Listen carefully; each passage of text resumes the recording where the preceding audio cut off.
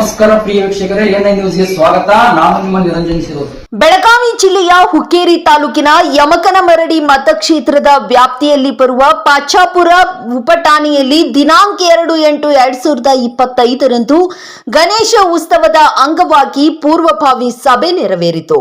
ಈ ಸಂದರ್ಭದಲ್ಲಿ ಊರಿನ ಹಿರಿಯರು, ಗಣೇಶ ಉತ್ಸವ ಕಮಿಟಿ ಸರ್ವ ಸದಸ್ಯರು, ಯುವಕರು ಹಾಗೂ ಇನ್ನೂ ಹಲವಾರು ಗಣ್ಯರು ಪಾಲ್ಗೊಂಡಿದ್ದರು.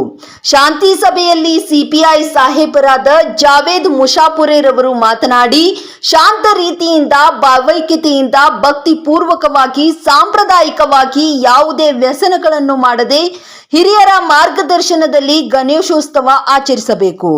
ಈ ರೀತಿ ಆಚರಿಸುವ ಕಮಿಟಿಗಳಿಗೆ ಬಹುಮಾನ ಮತ್ತು ಟ್ರೋಫಿ ನೀಡಲಾಗುವುದೆಂದು ತಿಳಿಸಿದರು. ಈ ಸಂದರ್ಭದಲ್ಲಿ ಅಬ್ದುಲ್ ಗನಿ ದರ್ಗಾರವರು ಮಾತನಾಡಿ, ಪ್ರತಿಯೊಂದು ಪಾಚಾಪುರ್ ಗ್ರಾಮದ ಗಣೇಶೋತ್ಸವ ಕಮಿಟಿರವರಿಗೆ ಒಂದೊಂದು ಸಿಸಿಟಿವಿ ಕ್ಯಾಮೆರಾವನ್ನು ನೀಡುವುದಾಗಿ ಸಭೆಯಲ್ಲಿ ಮಾತನಾಡಿದರು.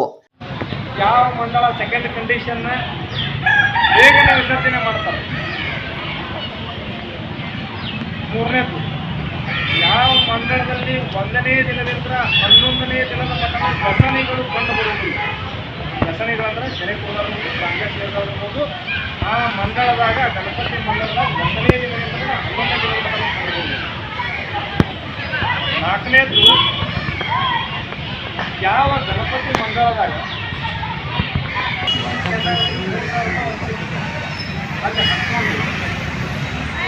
ಈಗಲೇ ಹೋರಾಟಗಳನ್ನು 72 ಹಳ್ಳಿಗಳಿರ್ತಕ್ಕಂಥ ಸುಮಾರು 250ಕ್ಕಿಂತ ಹೆಚ್ಚು ಸಾರ್ವಜನಿಕ ಗಣಪತಿಯ ಮಂಡಳಗಳನ್ನು ಧರಿಸಿ ಅದನ್ನು ಪಡೆದವರ ಮಂಡಳಗಳ ಅಧ್ಯಕ್ಷರು, ಉಪಾಧ್ಯಕ್ಷರಿಗೆ ಸನ್ಮಾನ ಮಾಡಿ 10,000 ರೂಪಾಯಿ ಜಾತಿಗಳ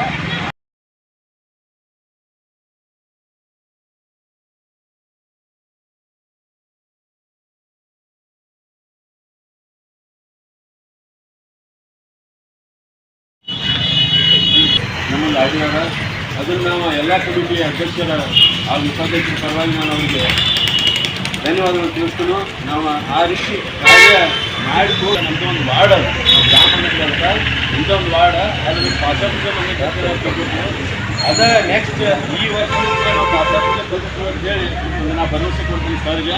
ಮತ್ತು ಅದೇ ರೀತಿ ಕೆಲವೊಂದು ವಿಚಾರಗಳು ಏನಪ್ಪ ಅಂದರೆ